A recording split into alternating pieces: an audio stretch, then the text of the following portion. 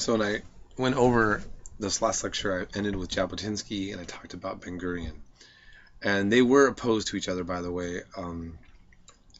And so I just kind of wanted to point out that it was also called revisionist Zionism. Jabotinsky wanted all biblical borders, while Ben Gurion claimed that he mainly just wanted to get any slice of land to count as a Jewish homeland. And he was not religious, but to this day, Jewish self-defense is seen as something that Jabotinsky set up. The Jewish Defense League, like in New York, is influenced by Jabotinsky and so forth. So for some people, a guy like Jabotinsky represented, for Jews to be seen as kind of bookish, weak guys, hanging out with some locks and, passively getting beat up by a bunch of anti-Semitic thugs. He changed the image of a Jew as a guy that could, not only take a punch, but punch first. To the Jewish man as a tough fighter. And so for Jews who were getting kicked down a lot through anti-Semitism, he would obviously be seen as an inspiration. On the other hand, from the Arab perspective and from a Palestinian perspective, those who've embraced his idea have been some of the most kind of what you'd have equivalent to as a neo-Nazi KKK type of reaction towards Arabs. And I think that's fair to say that. I'm just looking at these quotes and these ideas he has about Arabs, and if you look at his comments and his other writings about Africans and others, he took on a very white European racial view of the rest of the world. And that's kind of carried over into Israeli politics, even in the modern day setting, for those who are taking to his kind of line of thought. All right.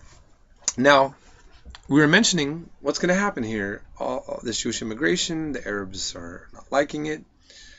You do have the Arab riots of the 1920s that are significant. So remember that the mandate is still in place, and you have clashes between Jews and Arabs, and more riots in the 1930s, and you do have mobs of Arabs who are just attacking and brutalizing Jewish people.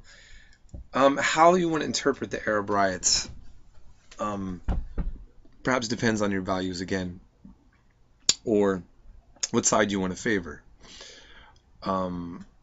You definitely had riots. I mean, let's put it this way, like in Chinese people are in Tibet now, and there was some riots of Tibetans who brutalized some Chinese workers and sort of like mobs just killing them. Total act of violence against innocents. But the real anger for the Tibetans was that China is bringing all these Chinese people in to dominate ethnically Tibetans. So then when you see a Chinese person who's working at a store and they're getting terrorized by Tibetans, do you blame the Chinese for wanting to dominate Tibet? Or in that case, individually, do we look at the Tibetans as being savage and kind of terrorist-like? I mean, when it comes to these kind of conflicts like that, and people claiming one group has a right over the other, there's going to be different ways of looking at it. But to say that by the 1920s and 30s, relations between Jews and Arabs were deteriorating quite considerably. Let's put it that way. And you did have some Jewish groups. I mean, this is not a conspiracy theory. This is something that's important to know. The King David Hotel bombing is very infamous in history. The British certainly still remember it and know of it. July 22, 1946, the King David Hotel, international community was there, and the British forces was bombed by militants, nationalists, terrorists, right-wing Zionists, however you want to call them, the Irgun. 91 were killed and 46 were injured. One of the men who was majorly a part of the plot became a future Prime Minister of Israel, Menachem Begin, and he was involved in this. And I know an Israeli gentleman, older guy that I used to hang out with, and he said, oh yeah, Menachem Begin was a terrorist. That's what he told me. It's known that he did this. It's not. a secret. It's not like some sort of like shocker. For some people, it goes back to that idea of Jabotinsky, which he also was a follower of, that the British were occupying that land, and he's a militant, he's a nationalist, and he's not going to mess around. And that was a kind of, and so some people took inspiration in that. Others found that to be a little horrifying.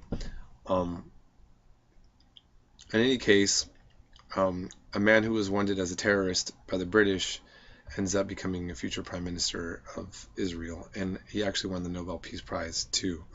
It's a whole other story. So, then on the other side, Haj Amin AlHusseini. You've seen, I have an hour documentary. I'm leaving you on it, and this always gets brought up by pro-Israel camp.